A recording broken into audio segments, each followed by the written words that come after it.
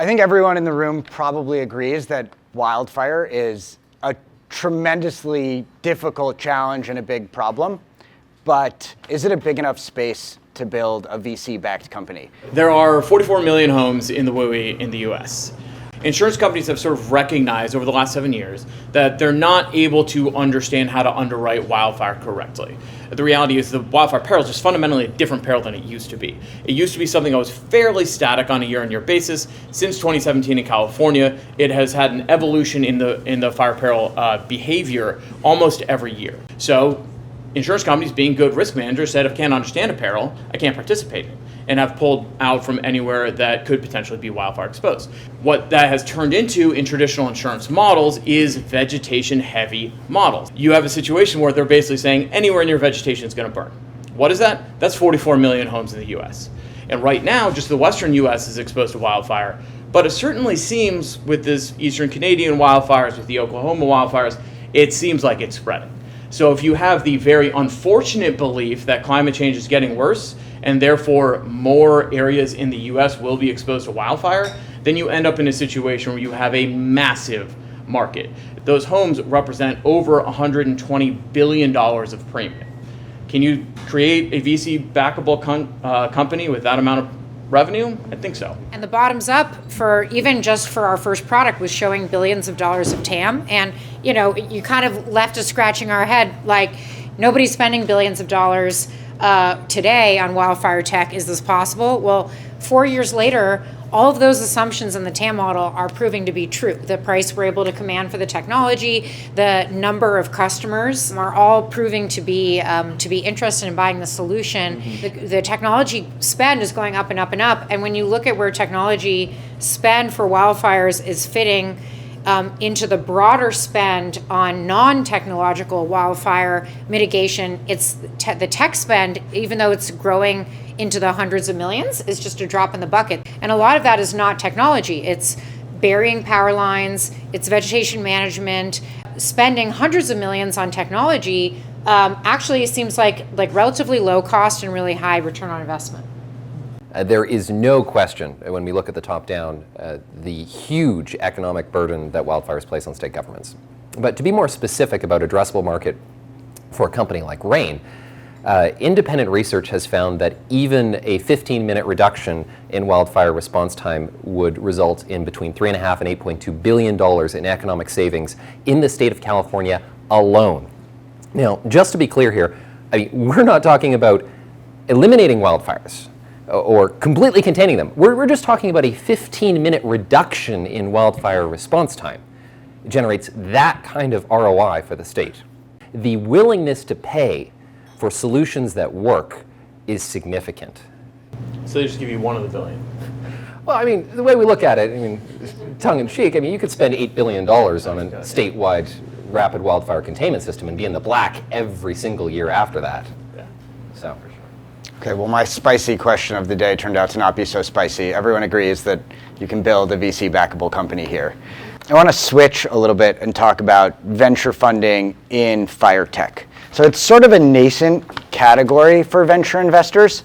And what do the three of you wish that VCs understood about the space that you come into conversations with and they just have totally misrepresented in their heads? Convective aside, of course. I've just noticed a huge change over the last 4 years because I started fundraising for Pano in September of 2020 with a friends and family around right when the sky turned orange in San Francisco, and this was friends and family, and I think people viewed it as almost like a philanthropy to be putting a check. And I think fast forward now, I think I'm finding a lot more interest from VCs in what we're doing because folks have realized maybe you can't get a quick and dirty non-binding LOI, but if you're solving literally a hair on fire problem, even in a downturn recession, this isn't the first thing that's going to get cut back. At that time, there wasn't as much interest in companies that required hardware, required investment in AI. Now I think there's a lot of excitement around companies that have AI, have proprietary data sets because there's a hardware element and a sensor element to it. So, and I think that the question of whether wildfires are just a California problem has gone away. And I also think a handful of us have demonstrated you can create repeatable growth especially in the utility sector and a little bit in the government sector as well. Wildfire is predictable. It is manageable. It is defendable. It is something that is a solvable problem. Yes, we're heading into a climate regime where things are not going to look like they did before, but we can learn to live and we can adapt as a society, as a human race, to live in this world. We have to. And there will be winners. The winners of the wildfire areas, the climate-affected regions in this world in the next 20 years will not be the winners of before. Those companies will probably still exist. They'll probably just work outside the climate-affected areas. When people come in the door in a lot of venture firms, as soon as you say, oh, I'm B2G, I think it's, there's some hesitancy, right, at a minimum. Jay, what do you think? Yeah, I think, interestingly, no one up here suffers from this, but sometimes you can see it as these are naturally slow, and that's sort of unacceptable for the venture model. And so finding ways to break that mold and be able to move fast in fire and not using it as a crutch is one thing that I would like to see. I don't think there's anyone in this room who suffers from that, but certainly have had some of those conversations. I think when I look around and from my experience in engaging with investors, very, very few investors understand how to interpret what progress looks like in a government sales cycle. It's almost like because no investors have figured this out, as a sector, as a category, not a lot of startups get to the other side to generate those huge proof points. It is a huge opportunity for the investors that figure out how to interpret those signals. It's an incredibly hard technology problem to actually make an impact on wildfire. And maybe, Sonia, you can start by talking about some of the big technology achievements your team has had to make in order to have an impact so far. I'd say the hardest technical challenge is detecting fire very, very quickly, both day and night, consistently. And it's a hard AI challenge because fire looks different every single time. It's a rare event. It doesn't occur that often, and there's a lot of things out in nature that look like a fire, like fog and dust. We have about an 8-person dedicated AI team. Our VP of engineering had an 800-person team at Meta, and before that at Amazon. And I actually just got the latest results. The team's really been kicking butt in terms of just driving continual improvements in precision and accuracy to keep just shaving minutes off. To Max's point, every minute matters here to the billions, right? So we're just working at continually shaving the minutes it takes to detect and differentiate. Yeah, Max, maybe you can also talk about it. I think Rain is maybe the epitome of a company that looks like a hardware business that is actually driven by software. If we look at the technology stack that we work with, we build on top of existing autonomous aircraft. And so Rain does not own or operate autonomous aircraft. We adapt these autonomous aircraft systems that have already been matured over a decade of investment through the Department of Defense, hundreds of millions of dollars put into ensuring that these are stable, safe systems.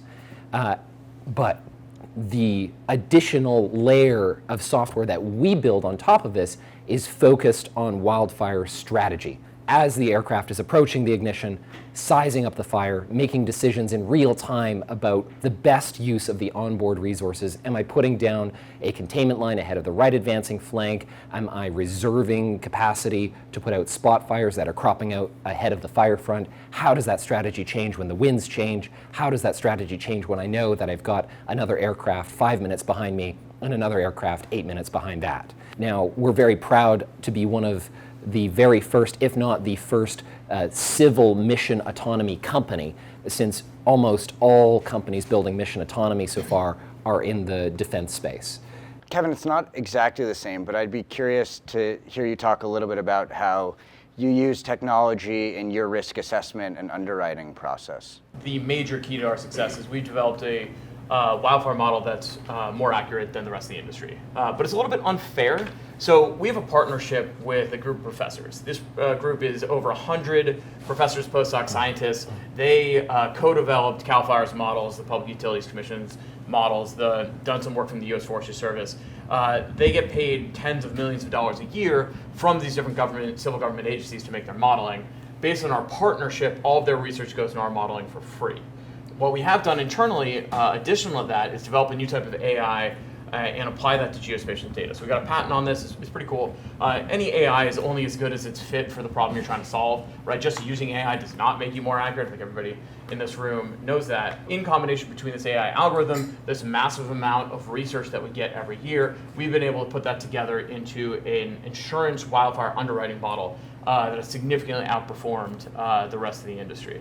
Well, thank you, guys. It's rare to have basically the full spectrum of fire technology in one place: detection, suppression, insurance, or post-disaster remediation in the way of financial considerations.